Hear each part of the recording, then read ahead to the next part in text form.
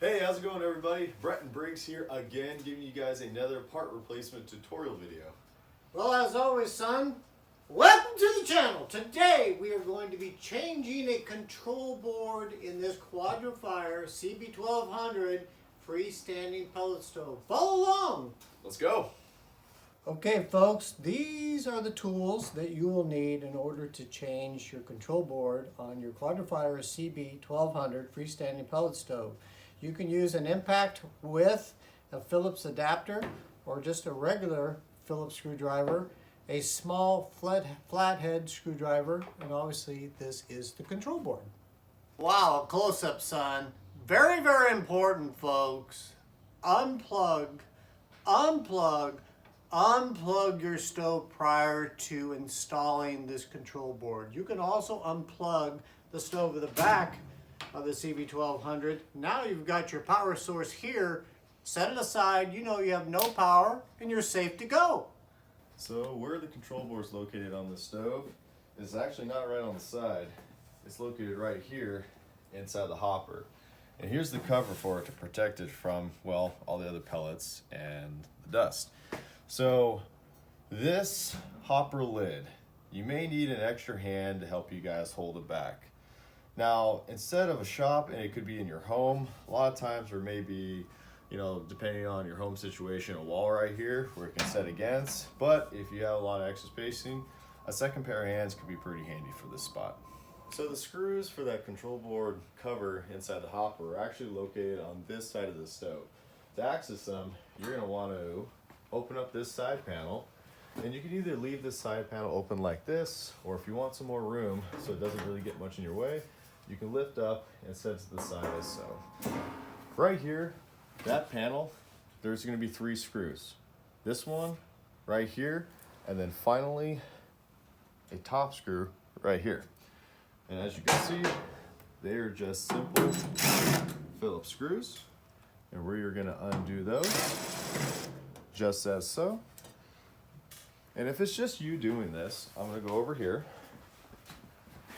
I'm going to do this motion because the top screw and the final one is located right there. And it's a little harder to get to if you don't lift up this hopper lid. But once you have them all unscrewed, set them there and go for the next step. So now that we have those screws out, we can return back into the inside of the hopper again. We can then grab the control board cover and gingerly remove it. We're going to set this part right to the side here. And here we have the control board exposed. So now that we have full access to the control board, this is where we want to take our time and we want to carefully remove it. The reason being here is that there's a lot of sensitive components within this control board. What we're going to do, you're going to carefully place your hand on it and you're going to pull it up. Sometimes you may need to wiggle a little bit, take it out, and then you have your connection exposed right there. Son, could you show them the back of that control board? See that blue section there? That's where the control board taps into. And the back of the control board, you can see the gold power strips right there. Can you twist it just a little bit? A little more, a little more, a little more. Perfect.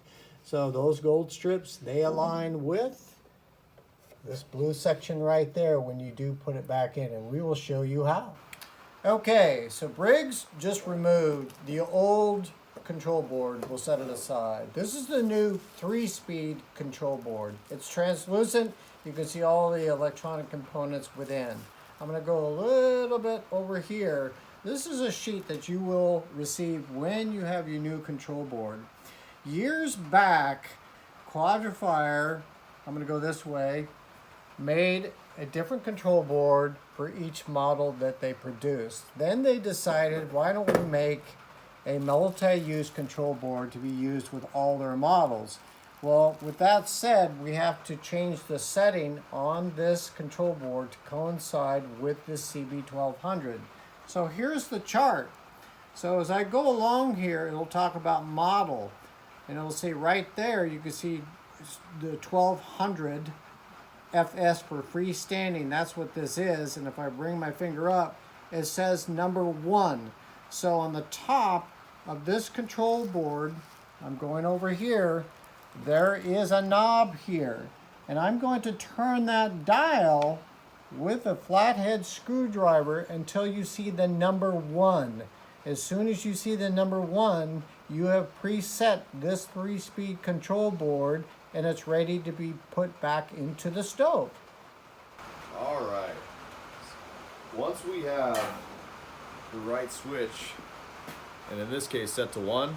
I'm going to zoom in on it. Hopefully you can see the number 1 right there. That's your setting for the CB1200. And now we're ready to put the control board in. Follow me over here, Dad, so we can get a close-up. All right, I'm coming around. We put up this stick to hold up the back lid to make it a little bit easier. You can do the same or have somebody help you out. So I'm going to go over here because Briggs is going to put in the new board. And I'll zoom in just like this so y'all can see it.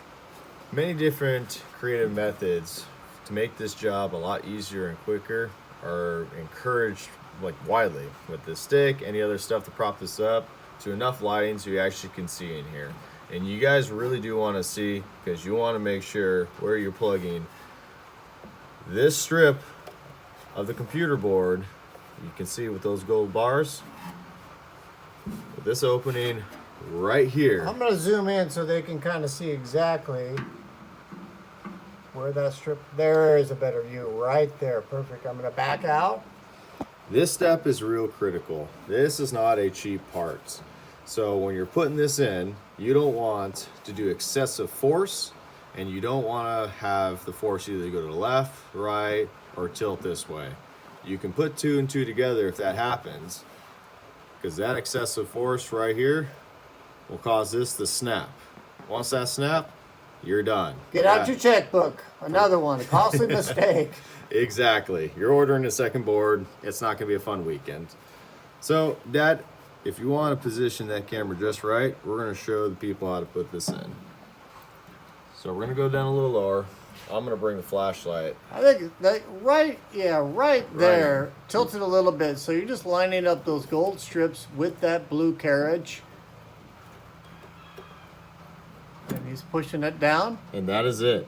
No other extra force. Once you kind of feel that stop right there, that is good. Your board is installed. And one of the last steps, don't forget your control board cover. I'm zooming in, son. I'm zooming in. Into the hopper right here. You want to make sure your gaskets in line back to where they were. And the 3 screw holes is right here. 1, 2, and 3.